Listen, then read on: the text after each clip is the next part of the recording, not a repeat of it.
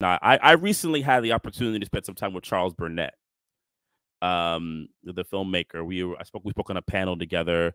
It was great. Fantastic brother. I was excited just to be around him. I have a lot of respect for his work, Killer Sheep, To Sleep with Anger, all the work he's done. But I also was curious because he's lived through a lot of periods, and I had questions, and I was just hoping he would be forthcoming, and he was. And one of my biggest questions I had with him was about Sidney Poitier, because I was very curious about his relationship to Hollywood, and then also, did he have any interactions with Sidney? And he told me 2 stories, and then told another story to a group of students. I think I actually triggered him wanting to talk about Sidney when I talked to him. The very first thing he said to me was, this wasn't a story, this was more of a thing. He said, I asked him, I said, did you ever have any contact with Sidney, and did he ever show any interest with working with Black independent filmmakers in the 70s at the LA Rebellion? He said to me, it was known, the first thing he said to me, that Sidney would not work under a certain budget. So then you added that there were no Black filmmakers who could get that budget. We could not even get him on the phone. One. The second thing he told me was a longer story.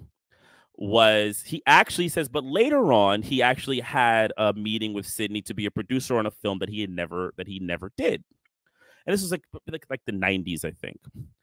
He met with Sidney, and he said he was a nice man. He really enjoyed his company. But every time Burnett presented the stories and the ideas of what he wanted, Sidney kept trying to turn the story into something that was the aesthetics of Hollywood. And when Burnett kept pushing back on that, he knew Sidney would not work with him.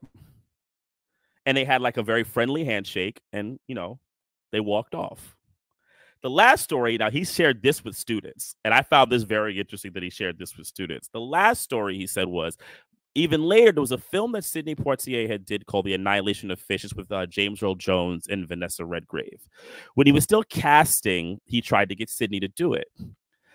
He sent it to an agent because this time Burnett had capital that was not just Black, it was white capital, and it was of a certain budget that maybe Sidney could be agreeable to. The word was Sidney was into the script, so forth and so on. He never talked to him. He talked to an agent, so forth and so on, right? And years went by, no talk. He eventually ran into an agent who knew Sidney, and the agent said, Sidney's never going to do this film. He just doesn't do them. He's not interested in it. And I asked Burnett, I said, what's the kind of conclusion? And Burnett didn't really say, he kind of looked at me. It was like, what do you think the conclusion is?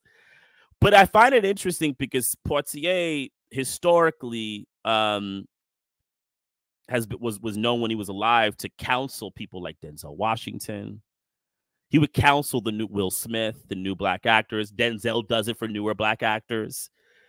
And I always found it interesting that, Sidney Poitier, the only Black director he ever worked with, I'm pretty sure about this, was himself. And, Will Smith, yes.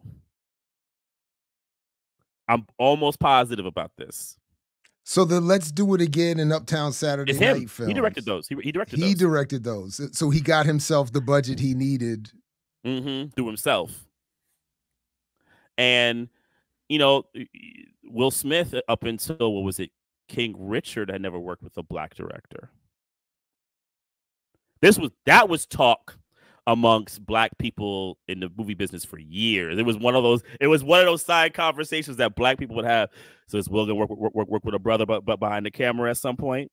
It was always brought up. And when King Richard happened, we were all like, oh wow. So is he good now? For some people he is. Is that all that's enough? Yeah, for Black Hollywood, for Black Hollywood people, that's all that's required. Totally, right? But I share this story to talk about, this is part of a large tradition that lives in Black Hollywood. It is a project amongst them to be a wing of Hollywood completely, ideologically, economically, everything. It's all about that. And we have to interrogate.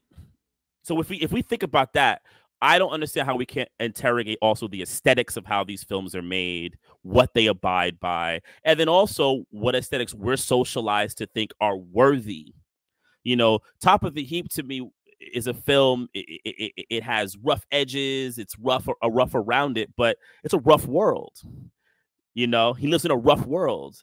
You know, Rocha, when you get into the Rocha stuff, he'll talk about that. He says, like, look, I'm working class Brazil. If my film looked like some shiny shit from Hollywood, that would be disingenuous to what my life is like. And then who done it? Then thus, who was that film for?